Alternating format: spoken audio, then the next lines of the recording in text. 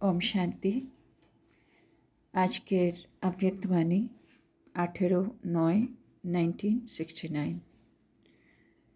त्रिनेत्री त्रिकालदर्शी और त्रिलोकीनाथ हওয়ার যুক্তি। तो এটা আমরা এখন कंटिन्यू করছি।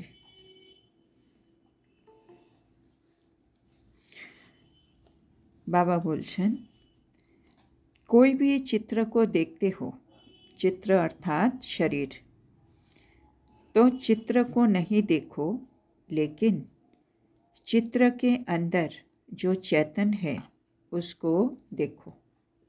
तो बाबा हमारे शिक्षा दिच्छेन, আমরা যখন যে কোনো চিত্রকে দেখছি, চিত্র মানে শরীর, মানে যখন আমরা কোনো শরীরধারী আত্মাকে দেখছি, তাইলে আমরা তাদের চিত্রর দিকে কিন্তু তাকাবো না, বরং কি দেখব, চিত্রর ভেতরে একটা চৈতন্য শক্তি আছে না, যাকে আমরা আত্মা বলি, সেই চৈতন্য শক্তিটাকে, চেতনটাকে দেখতে হবে। और उस चित्र के जो चरित्र है उन चरित्र को देखो। तो एक तो देखते হবে চৈতন্য শক্তি, আর কি দেখতে হবে, আর সেই চিত্রে যে চরিত্রগুলি আছে সেগুলোকে দেখতে হবে। चेतन और चरित्र को देखेंगे तो चरित्र तरफ ध्यान जाने से चित्र अर्थात देह के भान से दूर हो जाएंगे। তাহলে বাবা আমাদেরকে বলছেন, যখনই আমরা কারো দিকে তাকাবো আমরা দুটো জিনিসকে দেখব, একটা হচ্ছে চেতন মানে সে আত্মা, আর দ্বিতীয় হচ্ছে তার চরিত্র। এই দুটো জিনিস যদি আমরা দেখি তাইলে আমাদের পুরো ফোকাসটা থাকবে ওর চরিত্রের দিকে, হ্যাঁ না, ওর বিশেষতা কী কী আছে, তাহলে আমরা দেহের ভান থেকে দূরে হয়ে যাব। एक एक में कोई ना कोई चित्र जरूर है। বা বলছে আমরা প্রত্যেক বাচ্চার মধ্যে কোনো না কোনো বিশেষতা বা কোনো না কোনো চরিত্র তো অবশ্যই আছে। क्योंकि ब्राह्मण कुलभूषण ही चरित्रवान है। কেন আমাদের মধ্যে কোনো না কোনো চরিত্র আছেই, কেননা আমরা হচ্ছি ব্রাহ্মণ কুলভূষণ, আর ব্রাহ্মণ কুলভূষণ হচ্ছি বাবা বলছে চরিত্রবান, হ্যাঁ না। বাবা কোটি কোটি আত্মার মধ্যে থেকে বেছে আমরা অল্পমাত্র ব্রাহ্মণ বাচ্চাদেরকে বাবা অ্যাডপ্ট করেছেন, সেজন্য আমরা সবার মধ্যে কোনো না কোনো চরিত্র অবশ্যই আছে। सिर्फ एक बाप का ही चरित्र नहीं है, लेकिन बाप के साथ जो भी मददगार है उनकी भी हर एक चलन चरित्र है। तो बाबा বলছে শুধু বাবাই একমাত্র, বাবারই খালি চরিত্র নেই, বাবার সাথে সাথে আমরাও যারা বাবার মদদগার হয়েছি, হ্যাঁ, বাবাকে আমরা সহযোগিতা দিচ্ছি, তো সেজন্য আমাদেরও প্রতিটা চলনে কিন্তু চরিত্র আছে। চরিত্র মানে হচ্ছে দৈবিক গুণ আছে। तो चरित्र को देखो और चेतन व विचित्र को देखो। তো বাবা বলছে আমাদেরকে এখন যখন আমরা কারো দিকে তাকাবো আমাদের দুটো জিনিসকে দেখতে হবে, একটা হচ্ছে চরিত্র আর দ্বিতীয় হচ্ছে চেতন বা বিচিত্রকে দেখো, মানে আত্মাকে দেখো।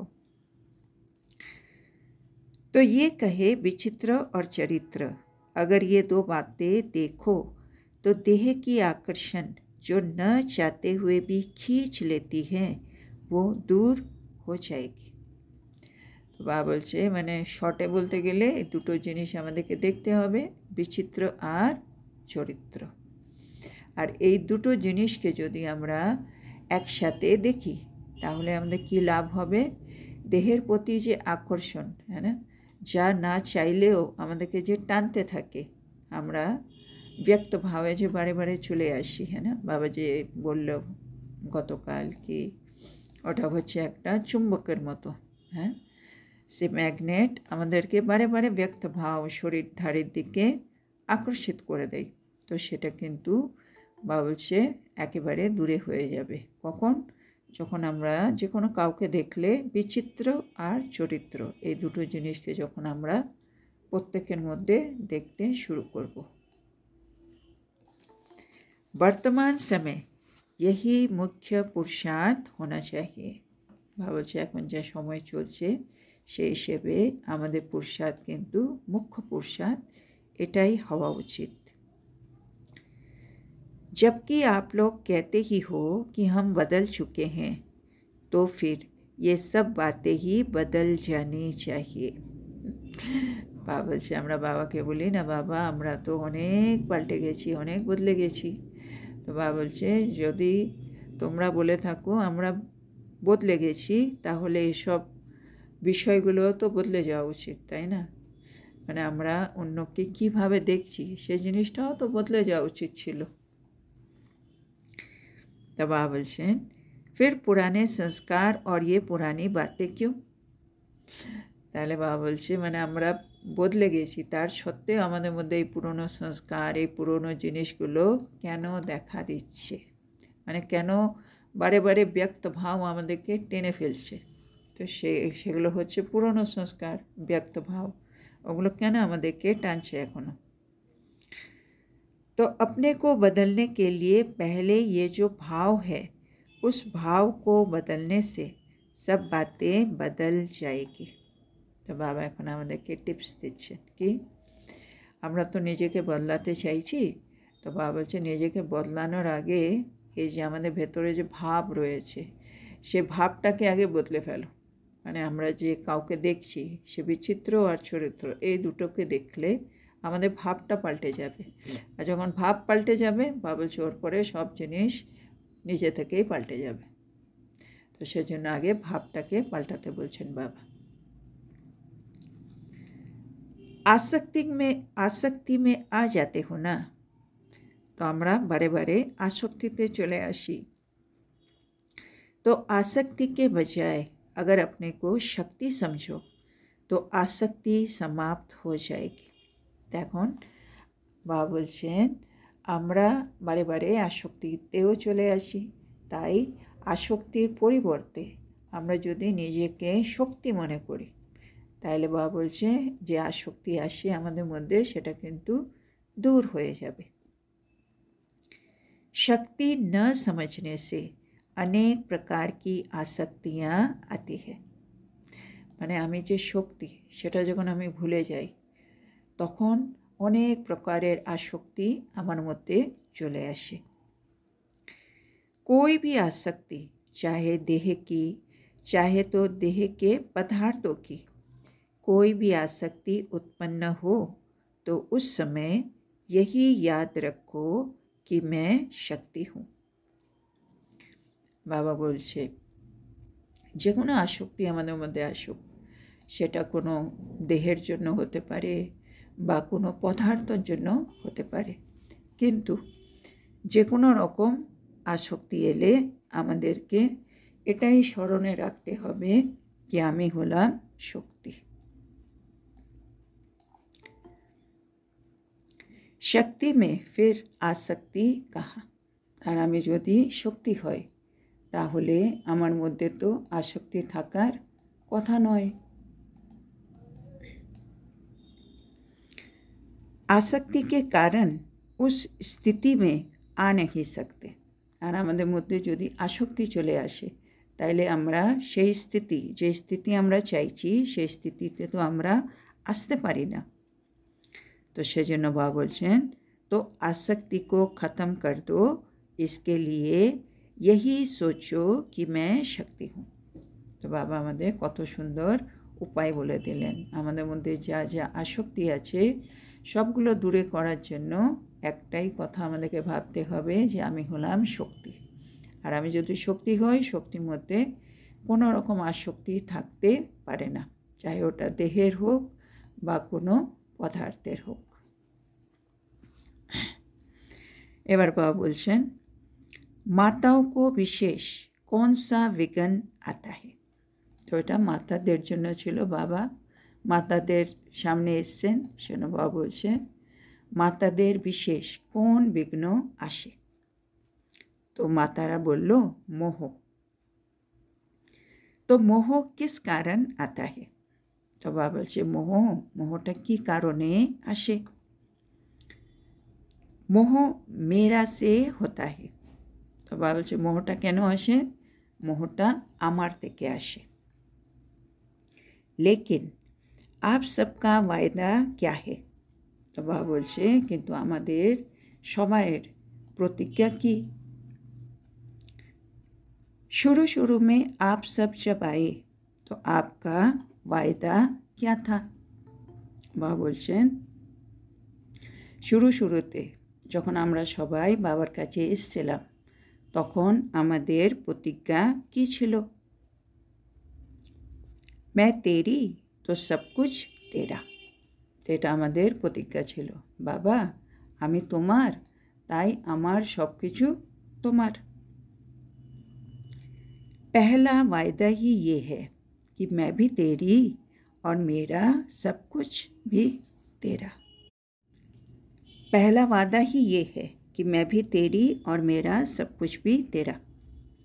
তো আমরা যখন বাবার কাছে এসেছিলাম বাবাকে আমরা প্রথম প্রতিজ্ঞায় এটা করেছিলাম, বাবা আমি তোমার আর আমার সব কিছু হচ্ছে তোমার। তো ফির ভি মেরা কাহা সে আয়া? তাহলে বাবা বলছে তাহলে আবার আমার কোথা থেকে এলো? হ্যাঁ, কেননা আমার না থাকলে তো মোহ আসে না। তো মা তারা যারা বসেছিল তারা বলেছে আমাদের মধ্যে মোহর বিঘ্নটা বেশি আসছে। সেটা বাবা বললো তাইলে তোমরা যে প্রতিজ্ঞা করেছিলে সেই হিসেবে তো কোনো আমার থাকার কথা না, না আমি তোমার আমার সব কিছু তোমার, তাইলে সে আবার আমারটা কোথা থেকে এসছে? তেরে কো মেরে সে মিলা দেতে হো। তো বাবা বলছে আমরা কি করেছি, তোমারকে আমার সাথে মিশিয়ে দিয়েছি। इससे क्या सिद्ध हुआ कि पहला वायदा ही भूल जाते हो? এতে কি প্রমাণিত হলো যে আমরা আমাদের প্রথম প্রতিজ্ঞা যেটা বাবার সাথে করেছিলাম সেটা আমরা ভুলে গেছি। पहला पहला वायदा ही सब ये करते हैं, जो कहोगे वो करेंगे, जो खिलाएंगे जहाँ बिठाएंगे। তো বাবা বলছে প্রথম প্রথম সবাই এই প্রতিজ্ঞাটাই বাবার সাথে করে। কোন প্রতিজ্ঞা? আপনি যা বলবেন আমরা সেটাই করব, আপনি যা খাওয়াবেন আমরা সেটাই খাবো, আপনি যেখানে বসাবেন আমি সেখানেই বসব। ये जो वायदा है वो वायदा याद है? তো বাবা এখন আমাদেরকে আমার প্রতিজ্ঞা স্মরণ করাচ্ছে। তো বাবা বলছে এই যে প্রতিজ্ঞা করেছিলে সেটা কি স্মরণে আছে? बाप तुमको अव्यक्त वतन में बिठाते हैं तो आप फिर व्यक्त वतन में क्यों आ जाते हो? আর বাবা বলছে বাবা সবসময় আমাদেরকে অব্যক্ত বতনে বসান কিন্তু আমরা বারে বারে ব্যক্ত বতনে চলে আসি কেন? वायदा तो ठीक नहीं निभाया है ना। বাবা বলছে আমরা যে প্রতিজ্ঞা করেছিলাম প্রতিজ্ঞা তো ঠিক পালন করলাম না, কেন আমরা বাবাকে প্রতিজ্ঞা করে বললাম বাবা আপনি যেখানে আমাকে বসাবেন আমি সেখানেই বসবো, আর বাবা আমাকে অব্যক্ত বতনে বসান আর আমি বারে বারে ব্যক্তে চলে আসছি। তো বাবা বলছে প্রতিজ্ঞাটা তো ঠিক হলো না। तो वायदा है जहाँ बिठाएंगे वहाँ बैठेंगे, बाप ने तो कहा नहीं है कि व्यक्त वतन में बैठो। বাবা বলছে প্রতিজ্ঞা আমরা প্রতিজ্ঞা করেছিলাম বাবাকে বাবা আপনি যেখানে আমাদেরকে বসাবেন আমরা সেখানেই বসবো। বাবা বলছে আমি তো বলিনি কি ব্যক্ত বতনে বসো, বাবা তো বলেছেন अव्यक्त वतने বসতে। তো व्यक्त में होते अव्यक्त में रहो, এটা হচ্ছে আমাদের শিক্ষা। আমরা তো ব্যক্ত সাকার দুনিয়াতেই তো থাকবো কিন্তু ব্যক্তে থেকেও স্থিতিটা আমাদের अव्यक्त থাকবে।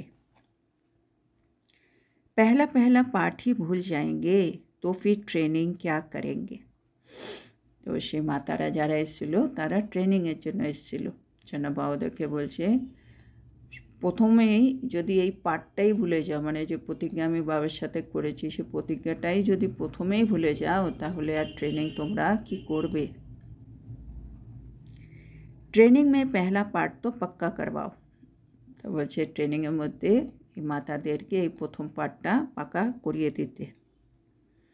ये याद रखो कि जो वादा किया है उसको निभा कर दिखाएंगे। তো বাবা বলছে এটা সবসময় আমাদের স্মরণে রাখতে হবে कि আমরা বাবার সাথে যা প্রতিজ্ঞা করেছি সেগুলো কিন্তু আমরা পালন করে বাবাকে দেখাবো।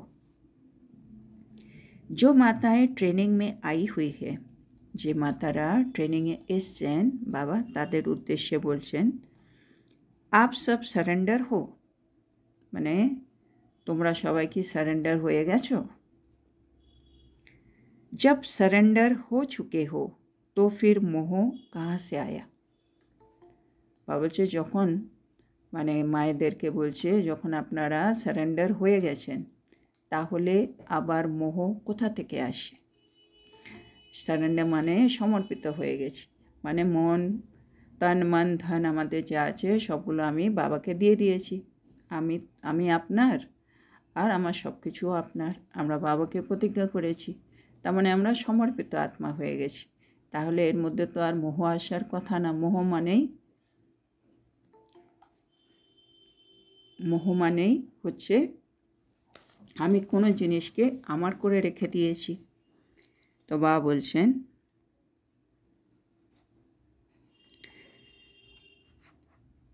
जब कोई जलकर ख़त्म हो जाता है तो फिर उसमें कुछ रहता है क्या? कुछ भी नहीं। तो बाबा এখন एग्जाम्पल দিয়ে মাতাদেরকে বোঝাচ্ছেন কি যদি কোনো জিনিসকে আমরা জ্বালিয়ে ফেলি তারপরে কিন্তু পুরো জিনিসটা যখন জ্বলে যায় তারপরে কি আর কিছু থাকে? কিছুই তো থাকে না। अगर कुछ है तो इसका मतलब है तीर लगा है लेकिन पूरा जला नहीं है। বাবা বলছে যদি কিছু থেকে গিয়ে থাকে তার মানে বোঝা যাবে কি তীর লেগেছে কিন্তু পুরোপুরি জ্বলেনি, হ্যাঁ না? আমরা যদি আগুনে যে কোনো কিছু জ্বালিয়ে দিই পুরো জিনিসটা পুড়ে গেলে তখন কিছুই থাকে না, শেষ। কিন্তু যদি কিছু থেকে যায় তার মানে পুরোপুরি মানে জিনিসটা পুড়ে যায়নি। তার মানে আমরা বাবা বলেছে আমরা বাবার স্নেহের আগুনে আমাদের মধ্যে যা কিছু আছে সব কিছু জ্বালিয়ে দেবো, হ্যাঁ না? সব রকম বিকার কমি কমজোরি যা আছে সবগুলো আমরা পুড়ে ফেলবো। কিন্তু এখন কি হচ্ছে, এই যে মাতারা এসছে, মাতারা বলছে আমাদের মধ্যে একটুখানি মোহ রয়ে গেছে। তার মানে বাবা বলছে আমরা মানে স্নেহের আগুনে এই মোহটাকে এখনও পুড়ে ফেলিনি, সেজন্য একটুখানি মোহটা রয়ে গেছে। তার মানে তীর লেগেছে, আমরা বাবাকে ভালোবেসেছি, বাবার শ্রীমতে চলছি, সব কিছু হচ্ছে, কিন্তু এখনও পুরোপুরি আমরা এখনও মানে পুড়ে যায়নি, কিছু না কিছু একটু রয়ে গেছে। তো সেনা বাবা বলছে মরে হ্যাঁ লেকিন জলে নাই। আমরা মরে গেছি, মানে আমরা তো এখন মর্জিবা হয়ে গেছি, তা আমরা পুরনো দুনিয়া থেকে তো মরে গেছি, কিন্তু এখনও পুড়ে যায়নি। বাবার স্নেহের আগুনে যে নিজেকে পরিবর্তন করে ফেলবো সেটা এখন আমরা করে উঠতে পারিনি। तो बाबा আবার एग्जाम्पल দিচ্ছে, रावण को भी पहले मारते हैं फिर जलाते हैं। হ্যাঁ, রাবণকেও প্রথমে মারে তারপরে ওনাকে দহন করা হয় রাবণকে। तो मर्जीवा बने परंतु जलकर एकदम खाक बन जाए वो नहीं बने। তো বাবা বলছে আমরা মর্জিবা হয়ে গেছি, কিন্তু একেবারে পুড়ে গিয়ে যে আমরা একেবারে খাক হয়ে যাব, মানে পুরোপুরি পাল্টে যাব, সেটা কিন্তু এখনও হয়নি। সারেন্ডার কা অর্থ তো বড়া হে। বাবা বলছে সারেন্ডারের অর্থ কিন্তু অনেক বড়, বৃহৎ। মেরা কুছ রাহা হি নেহি, মানে সারেন্ডার হয়েছে মানে আমার আর কিছুই থাকবে না। সারেন্ডার হুয়া তো তন মন ধন সব কুছ অর্পণ। তো বাবা বলছে আমরা যদি সারেন্ডার হয়ে গিয়ে থাকি তার মানে হচ্ছে আমার তন মন ধন সব কিছু আমি বাবাকে অর্পণ করে দিয়েছি। जब मन अर्पण कर दिया तो उस मन में अपने अनुसार संकल्प उठा ही कैसे सकते हैं। এবার বাবা আমাদেরকে চেকিং পয়েন্ট দিচ্ছে কি আমরা যদি বাবাকে তন মন ধন সব কিছু যদি অর্পণ করে দিয়েছি তাহলে আমাদের মনের মধ্যে যেই মনটা আমি বাবাকে অর্পণ করে দিয়েছি সেই মনের মধ্যে আমি নিজের মতো করে সংকল্প কি করতে পারি? মনটা তো এখন বাবার, তাহলে আমি শ্রীমৎ প্রমাণ সংকল্প করতে হবে। তার মানে কি আমি নিজের মতো করে সংকল্প আর সেই মন দিয়ে করতে পারি? তারপরে বাবা তন সে বিকরম কর হি कैसे सकते हैं, বলছে এই শরীর দিয়ে, যখন শরীরটাও বাবাকে দিয়ে দিয়েছি, তাহলে এই শরীর দিয়েও কি আমি কি কোনো বিক্রম করতে পারি? আর মানে শরীর দিয়ে বিক্রম মানে কর্মেন্দ্রিয়গুলো দিয়ে, আমি কান দিয়ে কি শুনছি, আমি মুখ দিয়ে কি বলছি, আমি চোখ দিয়ে কি দেখছি, আমি হাত দিয়ে কি কর্ম করছি, सब কিছু শরীর দিয়ে হচ্ছে। तो बाबा बोलছে और धन को भी विकल्प अथवा व्यर्थ कार्यों में लगा ही कैसे सकते हो। হ্যাঁ, तन मन धन বলেছি, সেজন্য বাবা বলছে ধনকে আমি কোনো বিকল্প অথবা কোনো ব্যর্থ কাজে কি আর লাগাতে পারি? इससे सिद्ध है कि देकर फिर वापस ले लेते हो। বাবা বলছে এখনও যদি, মানে আমি বাবাকে বলেছি আমি বাবা সারেন্ডার, হ্যাঁ সমর্পিত, আমার তন মন ধন সব আপনার, কিন্তু তারপরেও যদি আমি মনের মধ্যে নিজের মতো সংকল্প করছি, এই শরীর দিয়ে বিকর্ম করছি, এই ধনকে আমি ব্যর্থ কাজে লাগাচ্ছি, তাতে বাবা বলছে এতে প্রমাণিত হলো যে আমরা বাবাকে দিয়ে আবার ফেরত নিয়ে নিয়েছি। जबकि तन मन धन दे दिया तो मन में क्या चलाना है वो भी श्रीमत मिलती है, तन से क्या करना है वो भी मत मिलती है, धन से क्या करना है वो भी मालूम है। বাবা বলছে যখন আমরা বাবাকে তন মন ধন সব কিছু দিয়ে দিয়েছি, তাহলে আমরা জানি আমরা কি করে আমাদের মানে তন মন ধন তিনজনের জন্য কিন্তু শ্রীমত পেয়ে গেছি, কি আমরা শরীর দিয়ে কি করতে হবে, আমাদের মানে মন দিয়ে আমরা কি কি ভাবনা চিন্তা করব, আমাদের কাছে যে ধন আছে সেটা আমরা কিভাবে খরচা করব, কোন জায়গায় লাগাবো, সবগুলোর কিন্তু শ্রীমত আমরা পেয়ে গেছি। जिसको दिया उसकी मत पर ही चलना होता है ना, এটা তো নিয়ম। আমরা যে জিনিসটা যাকে দিয়ে দিই তারপরে ও যেমন বলে সেরকমভাবে কিন্তু আমাদের চলতে হয়। আমি যখন বাবাকে আমার তন মন ধন সব দিয়ে দিয়েছি, এখন বাবা যেভাবে বলবে সেভাবে আমাকে আমার তন মন ধনকে ইউজ করতে হবে। जिसने मन दे दिया उसकी अवस्था क्या होगी, মানে যে আত্মা বা আমি আমার মন যদি বাবাকে দিয়ে দিই তাহলে আমার অবস্থাটা কীরকম হবে? বাবা বলছে মনমনা ভাব, মানে আমার মনটা বাবাকে দিয়ে দিয়েছি, তার মানে আমার হবে মনমনা ভাব অবস্থা। उसका मन वहाँ ही लगा रहेगा, তার মানে ওর মনটা সব সময় বাবার মধ্যে লেগে থাকবে, মনমনা ভাব, কেন মনটা বাবাকে দিয়ে দিয়েছি। इस मंत्र को कभी भूलेंगे नहीं, है ना, বাবা বলে না মনমনা ভাব একটা বশীকরণ মন্ত্র, এটা দিয়ে আমরা আমাদের সব কর্মেন্দ্রিয়কে বশ করতে পারি। তো সেজন্য বাবা বলছে এই মন্ত্রকে কিন্তু সে তখন কখনো ভুলবে না। जो मनमना भाव होगा उसमें मोह हो सकता है, আর যে মনমনা ভাব থাকবে সবসময় সে তার মধ্যে কি মোহ কি থাকতে পারে? যার মনটাই বাবাকে দিয়ে দিয়েছে 24 ঘন্টা বাবার মধ্যেই থাকে, তাহলে ওর মধ্যে কি আর মোহ থাকতে পারে? তো মোহজিত बनने के लिए अपने वायदे को याद करो। তো বাবা বলছে আমাদেরকে তো মোহজিত হতে হবে, কেন দেবী দেবতা হচ্ছে মোহজিত, তাহলে আমাদের দেবী দেবতা হতে হলে আমাদেরও মোহজিত হতে হবে, মানে মোহকে জিতে নিতে হবে। তো সেজন্য বাবা বলছে মোহজিত হতে হলে নিজের প্রতিজ্ঞাকে স্মরণ করো, মানে আমি সমর্পিত, বাবা আমার তন মন ধন আপনার, মন বাবার কাছে গেছে, সেজন্য আমার মন হচ্ছে মনমনা ভাব, আর মনমনা ভাব মনের মধ্যে মোহ থাকতে পারে না। তো এটাই যদি আমার মনে থাকে তাহলে আমি আত্মা মোহজিত হয়ে যাব। সেজন্য বাবা বলছে নিজের প্রতিজ্ঞাকে স্মরণ করো। यहाँ ट्रेनिंग से जब निकलेंगे तो आप कौन सा ठप्पा लगवा कर निकलेंगे। তো মায়েরা তখন ট্রেনিংয়ের জন্য গেছে, সেজন্য বাবা বলছে ওদেরকে যখন এখান থেকে ট্রেনিং কমপ্লিট করে এখান থেকে যখন বেরোবে তখন কোন ছাপ লাগিয়ে এখান থেকে বেরোবে। তো মায়েরা বলল মোহজিত কা, মানে মোহজিত হয়ে বেরোবে সবাই। बाबा बोलছে अगर मोहजित का ठप्पा लग जाएगा तो पोस्ट सीधे ठिकाने पर पहुँचेगी। बाबा बोलছে যদি মোহজিতের ছাপটা লেগে যায় তাহলে সোজা পোস্ট কিন্তু ঠিকানায় পৌঁছে যাবে। और ठप्पा नहीं होगा तो पोस्ट ठिकाने पर नहीं पहुँचेगी। আর যদি ছাপটা না থাকে তাহলে পোস্ট কিন্তু ঠিকানায় পৌঁছবে না, है ना। যেমন যে কোনো একটা চিঠিতে যদি মানে ঠিকানাটা ঠিকমতো লেখা থাকে তাহলে পোস্টটা ঠিক জায়গায় পৌঁছে যাবে। আর যদি ঠিকানা না থাকে ঠিক লেখা, তাহলে ঠিক জায়গায় পৌঁছবে না। তো বাবা বলছে তোমরা মানে মায়েদেরকে বলছে যে তোমরা মসজিদের ছাপটা লাগিয়ে নাও, তাইলে সোজা আমরা তো সত্যযুগে যাব মসজিদ সব দেবী দেবতার দুনিয়ায়, তাইলে তোমরাও ঠিক মানে জায়গায় একেবারে পৌঁছে যাবে। এখান থেকে যদি ওই ছাপটা লাগিয়ে নিতে পারো সোজা ঠিক জায়গায় পৌঁছে যাবে। আর যদি ছাপটা না লাগে তাহলে ঠিক জায়গায় পৌঁছবে না। तो इन माताओं का ही फिर समर्पित समारोह करेंगे। तो बाबा मातादेরকে বলল কি এরপরে বাবা এই মাতাদেরকে আবার সমর্পিত সমারোহের মধ্যে ডাকবেন।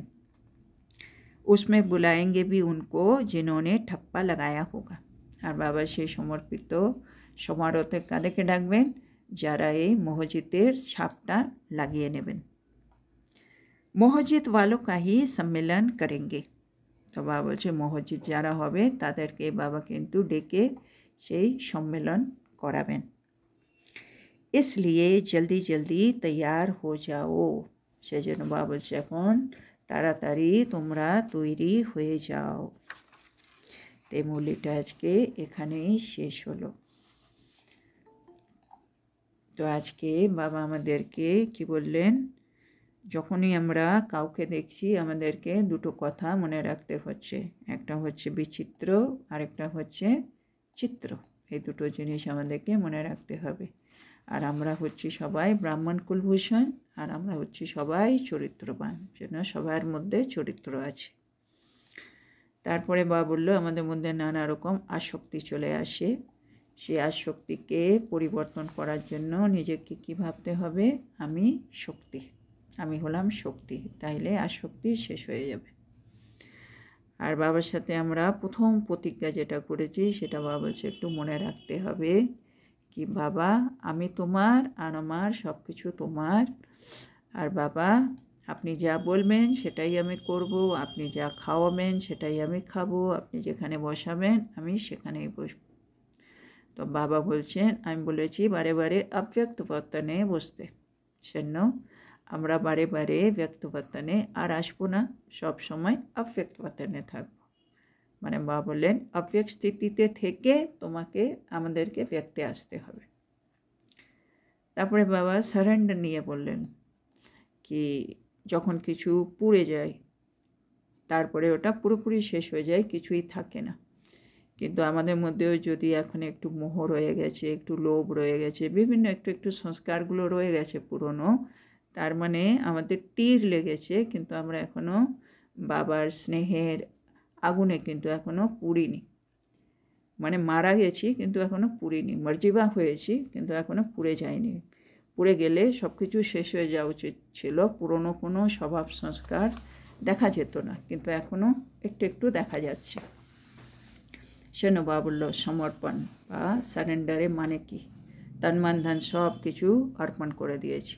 আর যাকে অর্পণ করি বাবা বলছে তার সে যে শ্রীমত দেবে সেই হিসেবে কিন্তু এবার আমাকে ইউজ করতে হবে, নিজের মতো করে আমি আর সেগুলো ইউজ করতে পারি না। সেটা এখন মনের মধ্যে আমি নিজের মতো করে সংকল্প করতে পারি না, তন দিয়ে যে কোনো রকম কর্ম করতে পারি না, আর ধনকেও আমি ব্যর্থ কাজে লাগাতে আর পারি না। তো সেজন্য বাবা যা যা শ্রীমত দিয়েছে সেভাবে আমাদেরকে তন মন ধনকে ব্যবহার করতে হবে। আর মনের জন্য বাবা বললো মন তো মনমানাভাব, আর যে মনমানাভাব হবে তার তো কোনো মোহ থাকতেই পারে না। সেজন্য আমাদের সবাইকে মহজিত হতে হবে, মহজিতের ছাপটা আমাদেরকে নিজের মধ্যে লাগিয়ে নিতে হবে। তো আজকের এত সুন্দর শিক্ষার জন্য আমরা আমাদের প্রিয় শিব বাবাকে বলবো ধন্যবাদ বাবা, ধন্যবাদ। ওম শান্তি। ধন্যবাদ বাবা, ধন্যবাদ। ওম শান্তি, ওম শান্তি, ওম শান্তি। গুড নাইট বাবা।